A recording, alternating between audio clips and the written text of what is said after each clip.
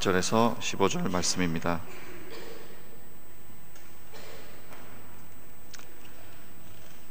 다윗이 이스라엘에서 뽑은 무리 3만 명을 다시 모으고 다윗이 일어나 자기와 함께 있는 모든 사람과 더불어 바알 유다로 가서 거기서 하나님의 궤를 메어 오려 하니 그 궤는 그룹을 사이에 좌정하신 만군의 여호와의 이름으로 불리는 것이라. 그들이 하나님의 궤를 새 수레에 싣고 산에 있는 아비답의 집에서 나오는데 아비니답의 아들 우사 아효가 그 새 수레를 모리니 그들이 산에 있는 아비나답의 집에서 하나님의 궤를 싣고 나올 때에 아효는 궤 앞에서 가고 다윗과 이스라엘 온 족속은 잣나무로 만들어 여러 가지 악기와 수금과 비파와 소고와 양금과 여러 가지 악기와 수금과 비파와 소금과 양금과 제금으로 여호와 앞에서 연주하더라. 그들이 나곤의 타작 마을에 이르서는 소들이 뛰므로 우사가 손을 들어 하나님의 궤를 붙들었더니 여호와 하나님이 우사가 잘못함으로 말미암아 진노하사 그를 그곳에서 치시니 그가 거기서 하나님의 궤 곁에서 죽으니라. 여호와께서 우사자를 치심으로 다윗이 분하여 그곳을 베스레우사라 부르니 그 이름이 오늘까지 이르라. 다윗이 그 날에 여호와를 두려워하여 이르되 여호와의 궤가 어찌 내게 오리오 하고 다윗이 여호와의 궤를 옮겨 다윗 성자에게 메어 가기를 즐겨하지 아니하고 가드 사람 오벳돔으로 집으로 메어 간지라. 여호와의 궤가 가드 사람 오베노 집에 석 달을 있었는데 여호와께서 오베노돔과 그의 오죽을 복을 주시니라. 어떤 사람이 다윗 왕에게 아뢰어 이르되 여호와께서 하나님의 궤로 말미암아 오베데돔의 집과 그 모든 소유에 복을 주셨다 한지라. 다윗이 가서 하나님의 궤를 기쁨으로 메어 오베데돔의 집에서 다윗 성으로 올라갈새 여호와의 궤를 맨 사람들이 6걸음으로 가매 다윗이 소와 살찐 송아지로 제사를 드리고 다윗이 여호와 앞에서 힘을 다하여 춤추는데 그때 다윗이 배 에봇을 입었더라. 다윗과 온 이스라엘 족속이 즐거워 환호하여 나팔을 불고 여호와의 궤를 메어 오니라. 아멘. 여러분, 세계적인 대문호, 우리가 잘 아는 윌리엄 셰익스피어라는 사람이 있습니다. 윌리엄 셰익스피어가 쓴 소설 중에 햄릿이라고 하는 아주 유명한 소설이 있죠. 또 우리가 햄릿 하면은 가장 우리가 잘 아는 그런 대사 중에 하나가 죽느냐 사느냐 그것이 문제로다 하는 그런 말입니다. 영어로 하면 to be or not to be, that is the question, 그런 뜻입니다. 그러니까 죽느냐 사느냐 그것이 문제다 하는 이 유명한 말을 우리가 잘 알고 있습니다. 이 말은 사실 햄릿이 자기 아버지를 죽이고 또 자기 어머니까지 빼앗아서 아내를 삼은 그 원수 앞에서 자기의 목숨을 부지하기 위해서 비굴하게 그렇게 살아갈 것인가, 아니면은 복수를 하고 죽음을 선택할 것인가 하는 그런 갈등 앞에서 햄릿 왕자가 깊은 고뇌 속에서 부르짖은 말입니다. 사실 이 말은 다시 우리가 되돌이켜 생각해 보면 어떻게 살아야 하는 것이 정말 부끄럽지 않게 바르게 사는 삶일까 하는 그런 물음이라고 생각됩니다. 여러분, 사실 사람은 모두 죽습니다. 그렇죠? 아무리 부자라고 해도, 돈이 많다고 해도 사람은 그 돈 때문에 영원히 살 수는 없죠. 또 여러분, 아무리 똑똑하고 아무리 높은 자리에 있고 또 아무리 건강하고 아무리 힘이 있다고 한들 사람은 누구나 다 죽게 되어 있습니다. 심지어 그 신들의 강인 스틱스 강물에 온몸을 담궈서 불사신이 되었던 그런 아킬레우스조차도 그를 잡았던 그 발목의 약점, 그 발꿈치에 쏜 화살을 맞고 결국은 죽음을 당했습니다. 여러분, 사람이라고 하는 것은 누구나 죽게 되어 있습니다. 죽지 않는 사람은 이 세상에 한 사람도 없는 것입니다. 그러므로 여러분, 우리가 죽음의 문제는 인간이 어떻게 할 수 없는 그런 문제인 것입니다. 그러니까 오늘 여기 햄릿이 부르짖고 있는 죽느냐 사느냐 그것이 문제다라고 외치는 그런 햄릿의 절규는 어떻게 보면 죽음의 문제에 대해서 우리에게 물음을 던지는 것이 아니라 우리가 어떻게 살아갈 것이냐 하는 그런 우리의 삶의 문제에 대한 물음을 던지고 있는 것입니다.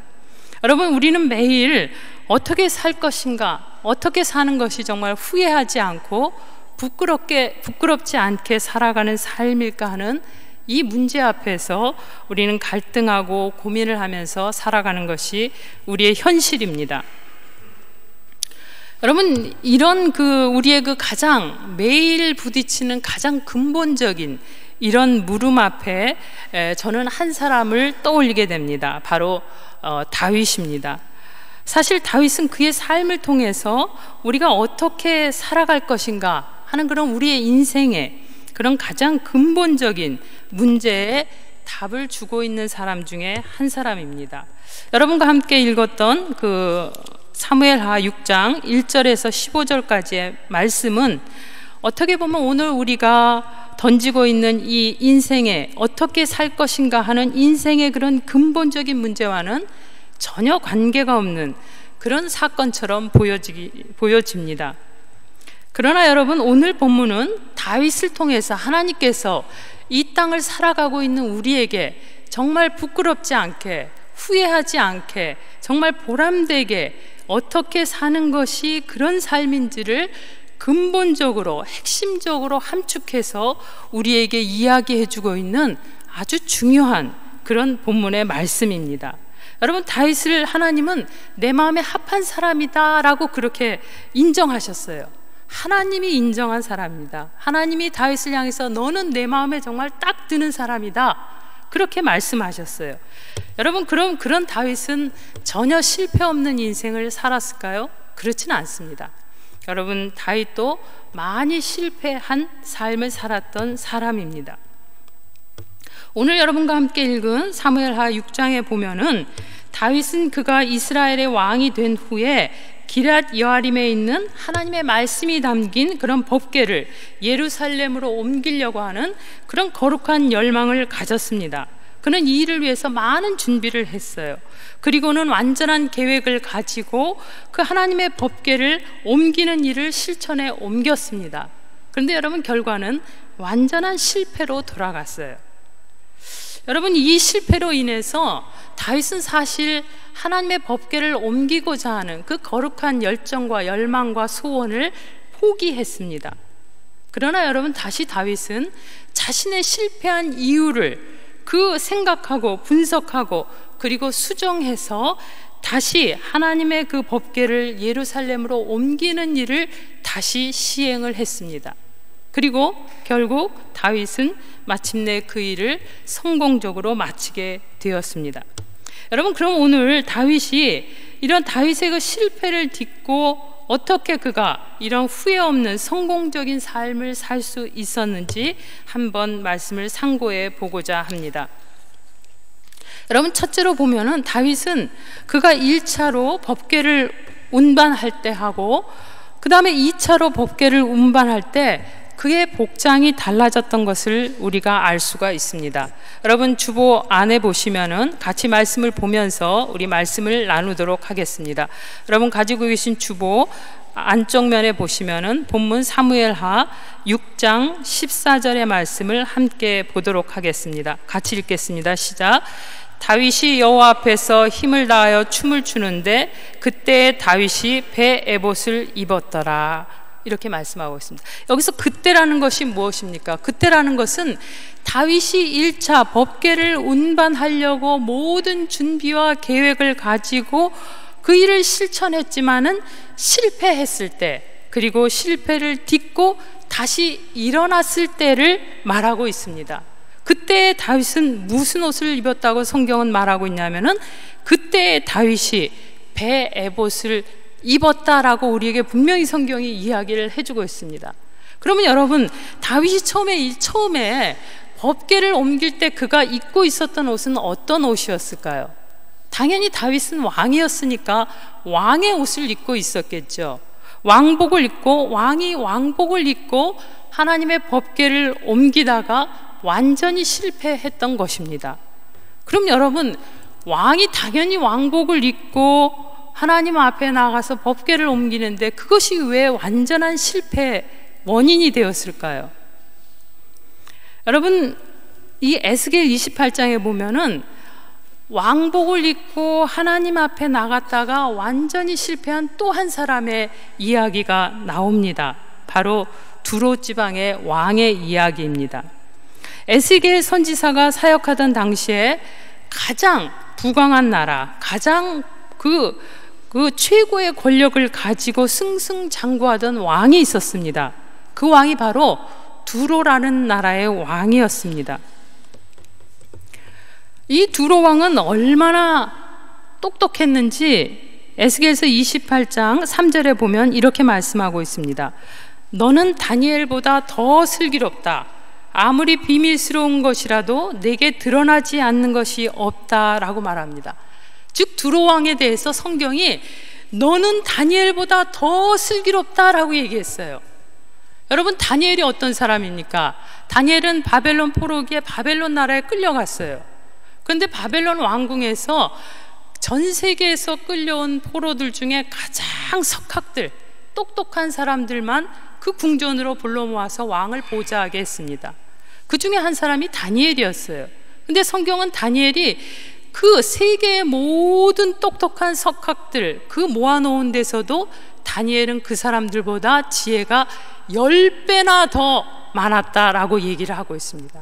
그러니까 여러분, 우리가 다니엘 하면 이거는 지혜의 완전히 상징이에요. 그런데 여러분, 오늘 여기 두로 왕을 일컬어서 성경이 너는 다니엘보다 더 슬기롭다 그랬어요. 여러분 생각해 보세요. 우리 일반적으로 우리의 IQ가 110 정도 되면 다니엘이 10배나 많으면 한 1000배, 그러면 그것보다 더 슬기로운 사람이에요.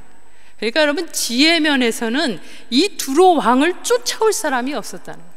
세상적인 지식뿐만 아니라 성경이 말하기를 아무리 비밀스러운 것이라도 내게 드러나지 않는 것이 없다 그랬어요. 여러분, 이 두로 왕 앞에서 그 어떤 것도 모르는 것이 없는 그런 가장 지혜로운 왕이었다고 성경이 우리에게 이야기를 해주고 있습니다. 근데 이 두로 왕이 머리만 똑똑한 게 아니었어요. 여러분, 이어서 에스겔서 28장 4절에 보면 또 이렇게 말씀하고 있습니다. 너는 지혜와 총명으로 재산을 모았으며 내 모든 창고에 금과 은을 쌓아놓았다. 이 아주 똑똑한 머리를 가지고 장사를 얼마나 잘했는지 그 왕의 모든 창고에 금과 은이 완전히 꽉 차 있었다는 거예요. 도대체 더 넣을 자리가 없을 정도로 그렇게 많은 재산과 이 돈을 가진 그런 부유한 세계 최고의 왕이었던 겁니다. 여러분, 근데 보통 이렇게 똑똑하고 부자인 사람들이 대개는 어때요? 좀 못생겼죠? 대부분 좀 그렇더라고요. 가끔 우리 교회처럼 예외도 있지만은 보통. 그런데 여러분, 너무 불공평하게도 여기 성경이 두로 왕의 외모에 대해서 얘기했는데 얼마나 잘생겼는지 여러분 한번 같이 성경 보겠습니다. 여러분 주보 안에 보면 에스겔서 28장 12절 함께 읽어보겠습니다. 에스겔서 28장 12절 쉬운 성경으로 썼습니다. 시작. 사람아, 너는 두로 왕을 두고 애가를 불러라. 너는 그에게 전하여라. 나 주 하나님이 말한다. 너는 정교하게 만든 도장이었다. 지혜가 충만하고 흠잡을 데 없이 아름다운 도장이었다. 여기 두로 왕을 일컬어서 성경이 도장에 비유했어요. 근데 어떤 도장이라고 말했냐면 흠잡을 데 없이 아름다운 도장이었다, 그렇게 얘기했어요. 그러니까 흠잡을 데가 없다는, 얼마나 완벽하게 잘생기고 외모나 모든 것이 다 출중했는지 어디 한 군데 흠잡을 데가 없었다는 거예요. 근데 여러분, 여기 영어 성경 NIV 성경에 보니까 더 실감 있게 말씀을 하고 있습니다. 여러분 NIV 성경 거기 주보에 써놨는데 보시기 바랍니다. You were the model of perfection, full of wisdom and perfect in beauty 그랬어요. 그러니까 이 두로 왕의 외모를 일컬어서 the model of perfection, 퍼펙션의 모델. 이야, 아주 그냥 완벽의 모델이라고 얘기를 한 거예요. 어떤 면에서 여기 보니까 full of wisdom, 지혜 면에서 full, 뭐 더 부족한 게 없는 거예요. 완전히 꽉 찬. 그리고 perfect in beauty, 외모적이나 모든 면에서 아주 퍼펙트한 사람. 이야, 여러분 이런 사람 보셨어요? 퍼펙션의 모델을, 퍼펙트한 거의 모델이 이 두로왕이었다는 거예요. 머리 똑똑하지, 부자지, 게다가 잘생겼지, 어디 한 군데 흠잡을 데 없지. 이야, 지금 부럽죠? 이 성경이 우리에게 얘기해 주고 있습니다. 근데 여러분, 이렇게 완벽한 모델, 정말 누가 봐도 세상에서 가장 성공한 이 두로왕, 그의 최후가 어땠는지 한번 보겠습니다. 여러분, 에스겔 26장 14절 같이 한번 읽어보겠습니다. 시작. 내가 너를 맨 바위로 만들겠고 너는 그물이나 말리는 곳이 되고 다시는 아무도 너를 새로 짓지 못할 것이다. 여러분, 성경은 이 두로왕의 이 완벽의 모델이라고 말하는 두로왕의 최후에 대해서 우리에게 이렇게 말씀하고 있습니다. 세계 최강의 나라가 맨 바위가 되겠다 그랬어요. 맨 바위가 뭐예요? 그냥 아무것도 없는 바위예요. 그런 바위가 되겠다고 말씀합니다. 그리고 이어서 너는 그물이나 말리는 곳이 될 것이다. 그물이 뭐예요? 고기 잡는 어부가 고기 잡고 나서 그물, 그 비린내 나는 그물을 펼쳐놓고 말리는 그런 곳이 될 것이다. 그렇게 얘기를 했어요. 여러분, 상상이 가십니까? 이 완벽한 모델이었던, 누가 봐도 세상에 가장 성공한 사람, 성공한 나라의 왕이 맨바위, 그 어부들이 와서 그 비린내 나는 그물이나 말리는 그런 곳으로 변화될 것이라고 성경은 얘기하고 있습니다. 또 그의 최후에 대해서 성경은 이렇게 얘기합니다. 에스겔서 28장 8절 같이 읽어보겠습니다. 그들이 너를 구덩이에 내던지면 너는 맞아 죽는 사람처럼 바다 한가운데서 죽을 것이다. 여러분, 두로왕의 최후에 대해서 성경은 너는 사람들에게 잡혀서 구덩이에 내던져지고 그리고 맞아 죽어서 어떻게 그 시체를 바다에다 던진 그런 사람이 될 것이다 그랬어요. 여러분, 시체를 바다에다 던지면 어떻게 됩니까? 우리나라에도 가슴 아프지만 세월호가 침몰하고 아직도 그 바다 밑에서 시체를 찾지 못하고 있는 그런 세월호 가족들이 애타는 마음이 있습니다. 바다라는 건 그런 거예요. 거기다 시체를 던지면은 찾을 수도 없는 곳이 바다인 겁니다. 여러분, 퍼펙트의 모델, 세상에서 가장 완벽하고 가장 성공한 두로왕이 최후가 어떻습니까? 그가 구덩이에 사람들에게 잡혀서 맞아 죽고 그 시체조차도 장사 지낼 수 없게 바다에 던져져서 그렇게 비참한 최후를, 그리고 그의 나라는 비린내 나는 어부들의 그 그물이나 말리는 그런 곳이 될 것이라고 성경은 이야기를 해주고 있습니다.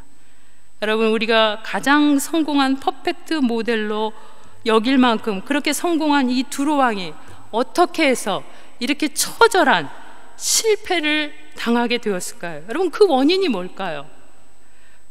우리 에스겔서 28장 1절 2절 함께 같이 읽어보겠습니다. 주님께서 나에게 말씀하셨다. 사람아, 두로의 통치자에게 전하여라. 나 주 하나님이 이렇게 말한다.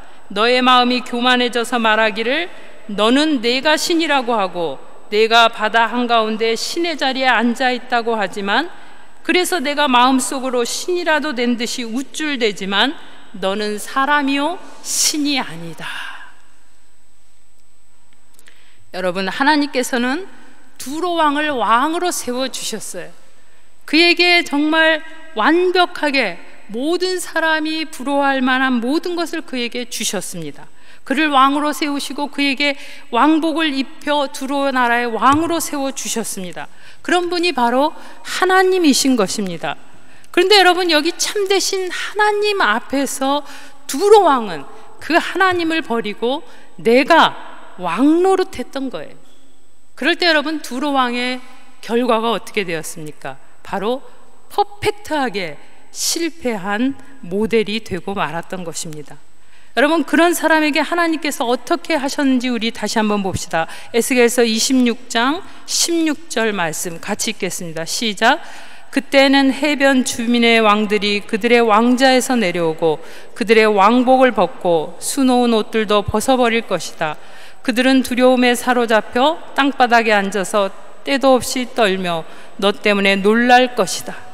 여러분, 왕으로 세우신 하나님을 버리고 자기 자신이 왕복을 입고 왕노릇하면서 살 때 하나님께서는 그의 왕복을 벗기시고 그가 앉았던 왕자에서 그를 내쫓으셨던 것입니다.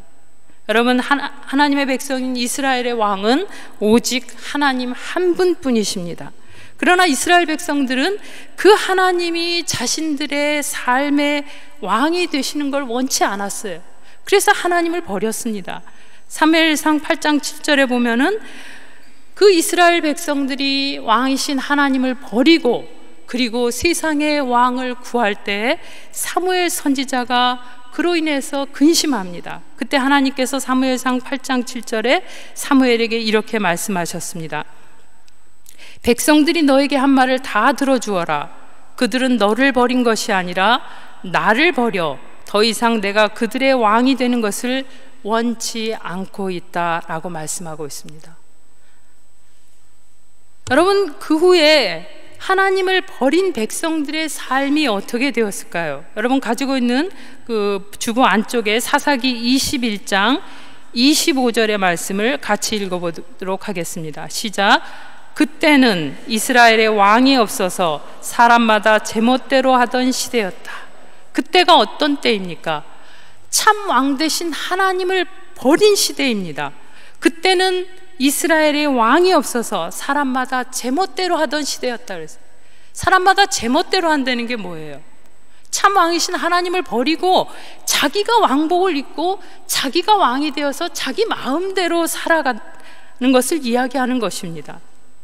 여러분, 그럴 때 하나님은 그 사람의 왕복을 벗기시고 그 사람의 왕좌에서 그를 쫓아내어 처절한 삶의 실패의 자리로 내모시는 것입니다.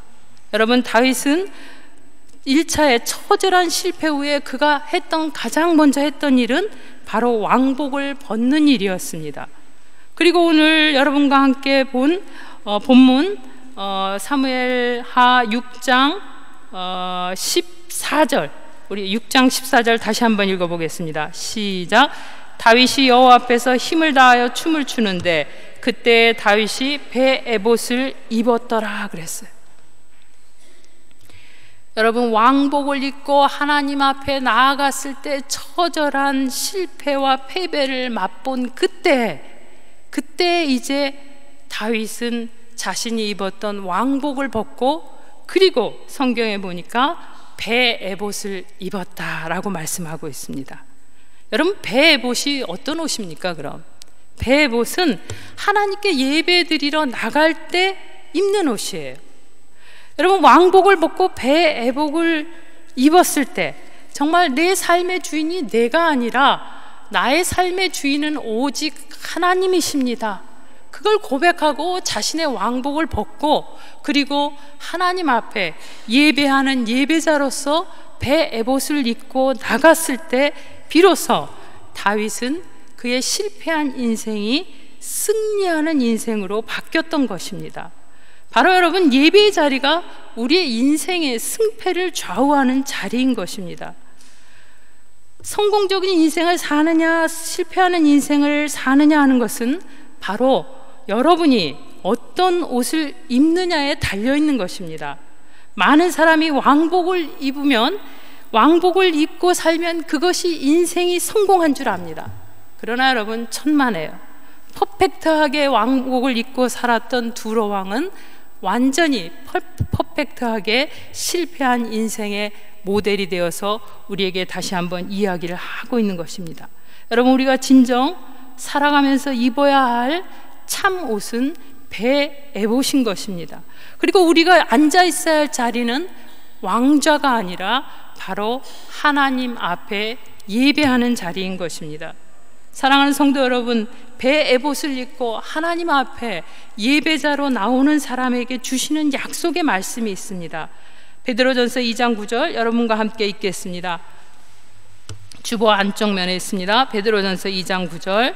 그러나 여러분은 하나님이 선택하신 민족이며 왕같은 제사장이요 거룩한 나라요 하나님의 소유된 백성입니다. 이것은 여러분을 어둠에서 불러내어 놀라운 빛 가운데 들어가게 하신 하나님을 널리 찬양하도록 하기 위한 것입니다. 여러분, 정말 하나님이 왕 되심을 인정하고 내가 입었던 왕복을 벗고 하나님 앞에 예배자로 베옷을 입고 나가는 사람에게 하나님께서는 너를 왕 같은 제사장으로 삼아 주시겠다고 약속하고 있는 것입니다. 주님 앞에 진정 나가서 엎드리는 예배자들을 하나님께서는 그때 비로소 들어서 세상에 정말 왕 노릇하는, 세상을 다스리는 그런 왕 같은 사람들로 삼아 주시겠다고 우리에게 분명하게 약속을 하고 있는 것입니다. 여러분, 우리의 인생의 참 성공은 바로 베옷을 입고 왕 되신 하나님 앞에 엎드릴 때 우리의 인생에 참 성공이 있는 줄 믿습니다. 여러분, 오늘 여기 다윗이 실패했던 두 번째 이유는 바로 다윗은 법궤를 수레에 실어서 나르다가 실패를 했습니다. 여러분, 하나님은 법궤를 어깨에 메어서 나르라고 얘기했어요.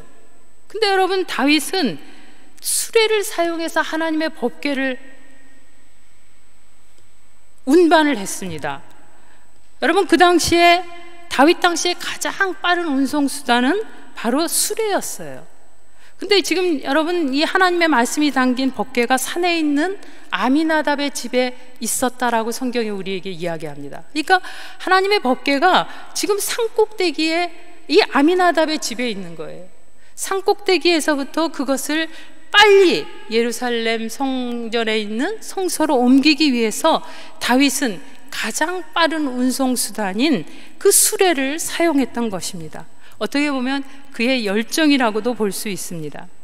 다윗은 이렇게 빨리 자신이 생각하고 계획하고 목적했던 것을 이루고 싶었기 때문에 수레라는 그런 방법을 택했는지도 모르겠습니다.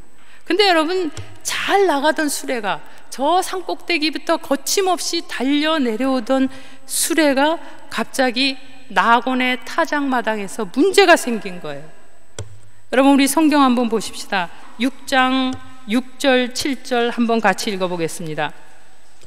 시작.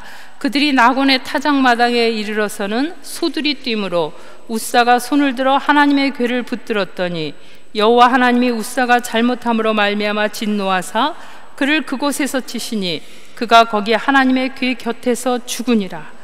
여러분, 지금 산꼭대기부터 이 수레에 실었던 이 법궤가 막 거침없이 지금 달려 내려오고 있는 거예요. 근데 나곤의 타작마당에 이르러서 문제가 발생했어요.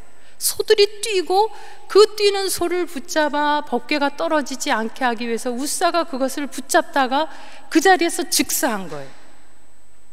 여러분, 그러니 난리가 났죠. 법궤를 옮기던 그 법궤 행렬은 아수라장이 됐습니다.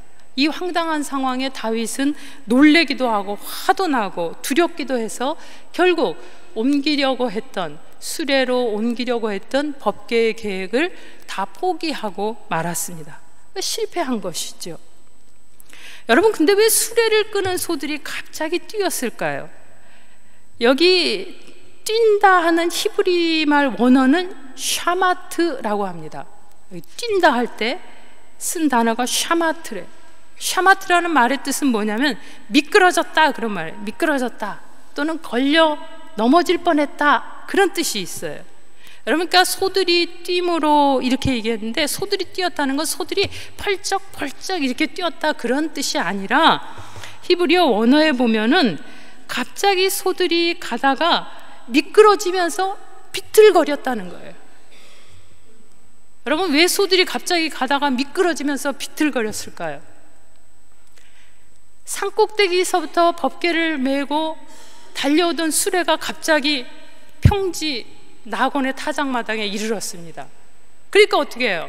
갑자기 달려 내려오던 속도를 줄이려고 이 소들이 속력을 줄이는데 제대로 줄이지 못하니까 미끄러져서 비틀하는 거예요. 여러분, 차도 그렇죠? 싱싱 막 세게 달려가다 갑자기 어떻게 해요? 갑자기 커브길이 나타나면 끽 쓰면 어떻게 돼요? 갑자기 미끄러지면서 비틀. 교회차도 한번 그런 사고가 난 적이 있었어요. 갑자기 비틀하는 거예요. 여기 그 상황이 그런 상황입니다. 그러니까 산비탈을 빠르게 달려 내려오던 수레가 갑자기 이 낙원의 타작마당 평평한 곳에 이르면서 속력을 줄이려고 하는데 미끄러지면서 비틀거리는 그런 상태예요. 왜 그렇습니까? 브레이크가 작동이 안 된 거예요. 브레이크가 제대로 작동이 안 된 겁니다.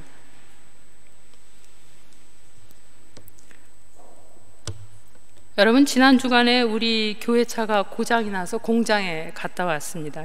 아직 새 차인데 엑셀하고 연결된 튜브가 터져가지고 엑셀이 작동을 잘 하질 않는 거예요. 그래서 이 엑셀을 밟으면 차가 잘 가지를 못해요. 가지를 못하면서 차가 슬랑말랑 하는 걸 억지로 끌고 공장에 갖다 맡겼습니다. 여러분, 차 하면은 어떤 차가 좋은 차죠? 차라면은 싱싱 달릴 때 자전거, 세발 자전거보다도 더 못 가고 비실비실하는 차가 좋은 차일까요? 그렇지 않죠. 좋은 차, 그러면 아주 쌩쌩 달리는 차가 좋은 차 아니겠습니까? 지난 주간에 여기 교회 앞에 보니까 마세라티 차, 누구 건지 모르겠어요. 마세라티 차가 한 주간 정도 세워져 있었어요. 하여튼 지나가는 사람마다 다 한 번씩 서가지고 사진 찍고 뭐 둘러보고 막 와. 왜 그래요? 좋은 차니까. 왜 좋은 차입니까? 마세라티가 한 번 밟으면 마세라티는 보통 한 400 이렇게 나가죠. 어떤 차는 진짜 더 좋은 차는 한 800까지도 나간다 그래요. 상상이 안 되지만, 그러니까 쌩쌩 잘 나가는 차가 좋은 차인 거예요. 근데 여러분, 정말 쌩쌩 잘 달리는 차가 좋은 차일까요? 여러분, 쌩쌩 엄청난 속도로 달려가는데 달려가다가 멈춰야 될 때 멈추지 못하면은 어떻게 되겠어요? 그 차는 좋은 차가 아니죠. 그 차는 가장 위험한 차인 겁니다. 가장 빠른 속도로 달려가지만은 멈춰야 될 때 멈추지 못하는 차라고 한다면은 그 차는 마세라티, 페라리라고 할지라도 좋은 차가 아니에요. 그 차는 가장 위험한 차입니다. 한 2주 전에 레퍼블릭 광장 근처에서 페라리가 건물을 들이받았어요. 보셨는지 몰라요. 지금도 가면 건물이 다 무너져가지고 이렇게 있어요. 여러분 보실 수 있습니다. 페라리가 좋은 차지요. 얼마나 잘 달렸으면 가서 섰는데도 그냥 건물이 다 파괴가. 여러분, 아무리 비싸고 아무리 좋은, 아무리 속력이 잘 나는 차라고 할지라도 서야 될 때 서지 못하면 그 차는 좋은 차가 아니라 가장 위험한 차인 것입니다. 여러분, 우리 한국 문화를 한마디로 정의한다면 빨리빨리 문화라고 얘기합니다. 빨리빨리 문화. 그만큼 한국 사회는 지금 속도에다 생명을 걸고 사는 사회입니다. 누가 더 빨리 달려가느냐, 거기에 이 생명이 달린 그런 삶을 살고 있는 게 한국 사회예요. 얼마 전에 제가 뉴스를 보다 보니까 요새 인터넷 쇼핑몰들, 인터넷으로 이렇게 물건 파는 인터넷 쇼핑몰들이 누가 얼마나 더 빨리 배달하느냐에 그 회사에 흥망이 달려 있다고 해요. 심지어 어느 정도 빨라야 되냐면은 뭐 당일 배송 이런 거는 이제 한국에서 살아남지 못한다. 적어도 인터넷으로 손님이 주문하면 주문이 들어가자마자 그 상품이 준비돼서 배송돼서 그 주문한 사람에게 적어도 한 3-4시간 안에 딱 주문자의 손에 들려지는 회사만이 지금 살아남을 수 있다고 그래요. 여러분, 근데 그것도 오래가지 못한, 그보다 더 빨리 단축하지 않으면 이제 한국 사회는 살아남지 못한다는 거예요. 한국 사회가 정말 페라리보다 더 빠르게 달려가고 있는 그런 사회입니다. 여러분, 재미있는 얘기로 어떤 그 학자가 조사해가지고 발표한 걸 봤는데요. 우리 초고속, 정말 얼마나 한국 사회가 빨리 달려가고 한국 사람들이 속전속결을 좋아하는지, 로또 아시죠? 로또 아마 세계 모든 사람들이 좋아하면서 꿈의 로또. 근데 그 로또가 언제 가장 잘 팔릴까 하는 조사를 했습니다. 그랬더니 보통 보니까 이런 유럽이나 다른 나라는 로또가 주초에 가장 많이 팔린대요. 그러니까 월요일, 화요일 이런 때 로또가 많이 팔려요. 왜냐하면 한 주 시작하면서 로또를 사가지고 한 주간 동안 물론 허황된 꿈일지라도 이 로또가 당첨되면 뭘 해야지 그 기다리면서 꿈을 꾸면서 한 주간을 보낸대요. 근데 여러분 놀랍게도 한국은 언제 로또가 잘 팔릴까 하고 조사를 했더니 언제 잘 팔렸을까요? 여러분 놀라지 마세요. 한국은 바로 로또 그 추첨하는 마감 시간 직전, 그 직전에 그냥 로또가 불티나게 팔린다는 거예요. 그러니까 주초에 사가지고 못 기다리는 거예요. 언제 그걸 기다리고 추첨할 때까지 기다리고 있냐요. 그러니까 딱 마감 시간 직전에 사람들이 왁 가가지고 그냥 로또를 사가지고 바로 속전속결 사자마자 결과를 확인. 그런 재밌는 연구 결과를 발표한 걸 봤습니다. 여러분 우리가 이 시내 지나다니다 보면은 어디에 이 길에 노점상들이 한국 사람 보면 하는 말 있죠. 한국 사람 지나가면 뭐라 그래요? 빨리 싸다 싸. 아주 이 두 가지. 지금은 싸다 싸는 안 하는 거예요. 빨리. 야, 세계 모든 사람들이 한국 사람들 빨리 속도에 목숨을 걸고 사는 게 우리 한국 사람들의 현실인 것을 우리가 알 수가 있습니다. 여러분 빨리 속전속결의 문화가 한국을 사실은 세계 제1의 그런 인터넷 강국으로 만들었습니다. 그러나 여러분 이렇게 빨리 달리는 한국 사회가 만약 브레이크가 고장났다고 생각해 보십시오. 그러면 아마 세계에서 가장 위험한 사회가 한국 사회가 될 거라고 생각이 됩니다. 멈춰야 될 때 멈추지 못하는 사회, 멈춰야 될 때 멈추지 못하는 인생만큼 가장 위험하고 가장 실패할 수밖에 없는 사회 인생이 없습니다. 여러분 다윗은 왜 실패했어요? 그는 수레를 몰고 빠르게 그의 목적을 이루려고 했어요. 근데 여러분 멈춰야 될 때 멈추지 못했기 때문에 실패를 한 겁니다. 그래서 다윗은 그 실패를 거울 삼아서 이제 2차로 그 법궤를 옮길 때 어떻게 옮겼습니까? 여러분 같이 말씀 한번 보겠습니다. 사무엘하 6장 13절 말씀 같이 한번 읽겠습니다. 시작. 여호와의 궤를 맨 사람들이 6걸음을 가매 다윗이 소와 살찐 송아지로 제사를 드리고 이렇게 말씀했습니다. 여러분 다윗은 이제 자신의 그 실패를 거울 삼아서 하나님의 말씀의 법궤를 메고 6걸음 가서 멈췄어요. 멈추고 무엇을 했습니까? 하나님 앞에 예배자로 섰던 것입니다. 아무리 조급하고 아무리 바빠도 그는 반드시 6걸음 간 후에는 그 자리에 멈췄어요. 왜? 하나님 앞에 예배를 드리기 위해서 멈췄던 것입니다. 여러분 오늘날 많은 수많은 사람들이 성공을 위해서 앞만 보고 지금 질주해 가고 있습니다. 정말 남보다 한 발이라도 더 앞서가기 위해서 정신없이 달려가고 있는 것이 오늘날 우리가 살고 있는 세계입니다. 그러나 여러분 멈춰야 될 때 멈추지 못하는, 그래서 달려가기만 하는 인생이라고 한다면 그 인생은 가장 위험한 인생입니다. 여러분, 여러분의 인생에 브레이크가 고장나지 않았는지 점검하시기 바랍니다. 우리 인생의 브레이크가 무엇입니까? 바로 믿음이에요. 정말 우리가 정신없이 달려가는 세상 속에서 그 세상 속의 속도에 맞추어 살아가고 있지만은 하나님 앞에 예배하기 위해서 멈출 수 있는 그 브레이크는 우리의 믿음입니다. 정신없이 달려가는 것이 우리의 인생의 성공이 아니라 바로 멈춰서 우리의 왕 되신 하나님 앞에 나가서 엎드리고 그분 앞에서 예배자로 서는 것, 예배자로서의 삶을 살기 위해서 멈출 수 있는 것, 그것이 바로 믿음이죠.